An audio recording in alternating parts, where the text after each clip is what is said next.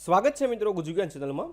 આ વિડીયોની અંદર આપણે વાત કરવાના છીએ કે તમારે જીએસઆરટીસીની ટિકિટ રીશેડ્યુલ કરવી હોય તો એ તમે કઈ રીતે કરી શકો એની વાત આપણે આ વિડીયોમાં કરવાના છીએ।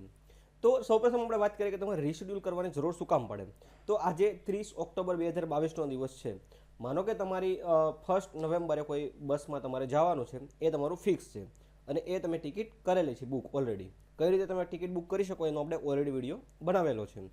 અને બાય ચાન્સ હવે તમારે એ 1 તારીખે જવાનું કેન્સલ થયું છે અને એ તમારે જવાનું છે 3 તારીખે, ત્રીજી તારીખે જવાનું થયું છે, તો એ કેસમાં તમે આ ટિકિટ છે એ રીશેડ્યુલ કરાવી શકો છો।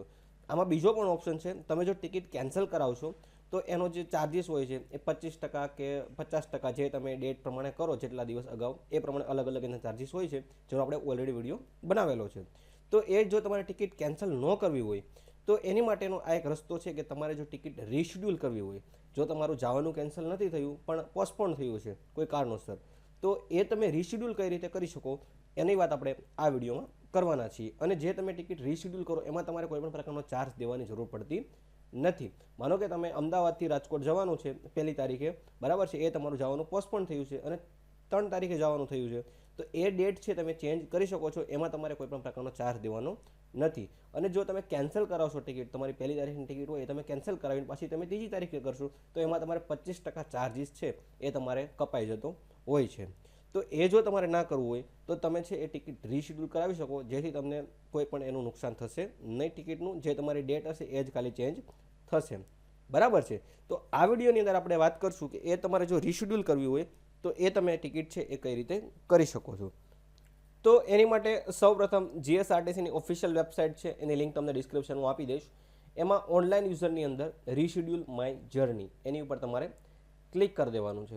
પછી તમારે આમાં 2 વસ્તુ નાખવાની છે, એક તમારો પીએનઆર નંબર છે અને એક તમારો ટ્રાન્ઝેક્શન પાસવર્ડ છે। પીએનઆર નંબર જે તમે ટિકિટ બુક કરી હશે, તમને મેસેજ બતાવી દઉં છું, આવી રીતનો તમારો મેસેજ હશે, એમાં છે આ G15917451 છે એ તમારો પીએનઆર નંબર છે।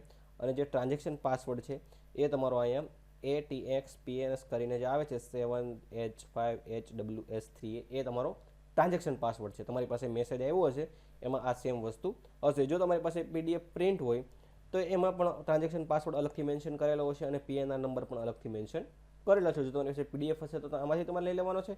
અને જો તમારી પાસે મેસેજ હોય તો આ જે G વાળો તમને દેખાય છે, GS વાળો નહીં, ઠીક છે, G વાળો દેખાય છે એ તમારો પીએનઆર નંબર છે અને ટ્રાન્ઝેક્શન પાસવર્ડ જે AT એક્શન કરીને આવે છે પાસવર્ડ એ તમારે અહીંયા નાખી દેવાનો છે। તો હું અહીંયા પીએનઆર નંબર નાખી દઉં છું। પછી આ જે ટ્રાન્ઝેક્શન પાસવર્ડ છે એ નાખી દઉં છું અને પછી સબમિટ બટન ઉપર ક્લિક કરી લઉં છું। એટલે જે તમારો રજિસ્ટર મોબાઈલ નંબર જ્યાં તમે ટિકિટ આવી હશે એની અંદર તમારે ઓટીપી આવશે, એ ઓટીપી તમારે અહીંયા નાખવાનો છે।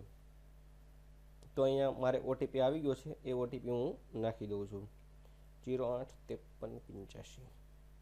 પછી તમારે આ રીશેડ્યુલ બટન ઉપર ક્લિક કરવાનું છે। ઓટીપી રોંગ 085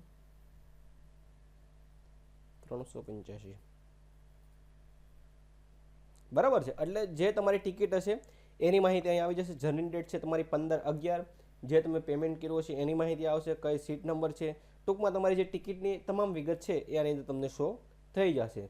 તો હવે માનો કે આપણી 15 તારીખની જર્ની બુક કરાવેલી હતી અને એ તમારે 20 તારીખની કરવી છે, 20 નવેમ્બરની, 15 નવેમ્બરની ઓલરેડી કરાવેલી હતી, હવે આપણે 20 નવેમ્બરની કરવાની છે। તો એ તમારે અહીંયા ડેટ સિલેક્ટ કરી લેવાની છે। તો અહીંયા 15ની જગ્યાએ 20 કરી લઉં છું, બરાબર છે। આમાં એક વસ્તુ એવી છે કે તમારે જે ડેટ હોય એના આગળની ડેટ તમે છે એ રીશેડ્યુલ નહીં કરી શકો, બરાબર છે।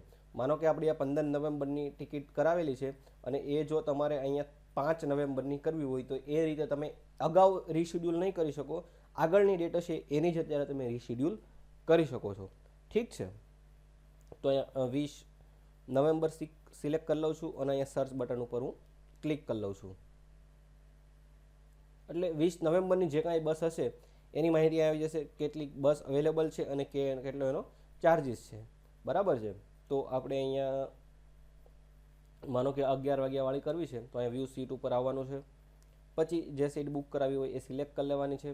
પછી અહીં ઈમેલ આઈડી નાખવાનું છે, અહીં તમારે પેસેન્જરની માહિતી નાખી દેવાની છે।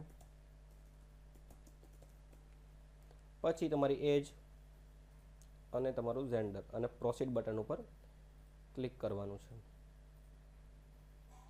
બરાબર છે. પછી તમારે આ બુક બટન ઉપર ક્લિક કરવાનું છે. એટલે એમાં એવું થશે કે જે એનો બેઝિક ચાર્જ આપણે જે 92 રૂપિયા કેમ કંઈક 94 રૂપિયા પે કર્યા હતા એ છે એ એમાંથી અમાઉન્ટ લેસ થઈ જશે. એટલે ટોટલ એના જે સમથિંગ રૂપિયા હશે તમારે જે પે કરવાના આવશે એ તમારે અહીંયા પે કરી દેવાના છે. બરાબર છે. ઓલ્ડ ટ્રીપના આપણે 94 રૂપિયા છે અને આ નવી ટ્રીપ છે એના આપણે 37 રૂપિયા પે કરવાના છે. કેમ કે એ જે આપણે કરી હતી એ અલગ બસ હતી, આ એસી લક્ઝરી છે એટલે એના ચાર્જિસ છે એ અલગ અલગ હોઈ શકે છે. ટૂંકમાં જે તમારી ઓલ્ડ જર્ની હતી એના પૈસા તમારે જે ન્યૂ જર્ની છે એમાંથી લેસ થઈ જશે. બરાબર છે. તો એ પ્રમાણે તમારે પેમેન્ટ કરવાનું છે. જો ઘટતા હશે તો તમારે પે કરવાના રહેશે અને વધતા હશે તો તમને જે વધેલી રકમ છે એનું રિફંડ છે એ તમને આવી જશે તમારા અકાઉન્ટમાં જે રીતે તમે પેમેન્ટ કરેલું છે એ રીતે. પછી અહીંયા તમારે પે બટન ઉપર ક્લિક કરી અને પે કરી દેવાનું છે. જે તમને અનુકૂળ હોય net banking, credit card, debit card તમારી અનુકૂળતા પ્રમાણે જે તમને ફાવતું હોય એ પ્રમાણે તમારે છે એનું પેમેન્ટ કરી દેવાનું છે. બરાબર છે. તો જો તમારે ટિકિટ રીશેડ્યુલ કરવી હોય તો આવી રીતે તમે રીશેડ્યુલ કરી શકો છો. આમાં તમારે એક વાતનું ધ્યાન રાખવાનું છે કે અગાઉની ડેટ ઉપર રીશેડ્યુલ થતું નથી, પાછળની જે ડેટ હોય એની ઉપર જ રીશેડ્યુલ થાય છે. બરાબર છે. તો આ આપણે વાત કરીએ કે જો તમારે જીએસઆરટીસીની અંદર ટિકિટ રીશેડ્યુલ કરવી હોય તો એ તમે કઈ રીતે કરી શકો એની વાત આપણે આ વિડીયોમાં કરી. બીજા આના રિલેટેડ કોઈ તમે પ્રશ્ન હોય તો તમે મને કોમેન્ટ સેક્શનમાં જણાવી શકો છો. તેનો જવાબ દેવા હું પૂરતો પ્રયત્ન કરીશ. આ વિડીયો જોવા માટે તમારો ખૂબ ખૂબ આભાર.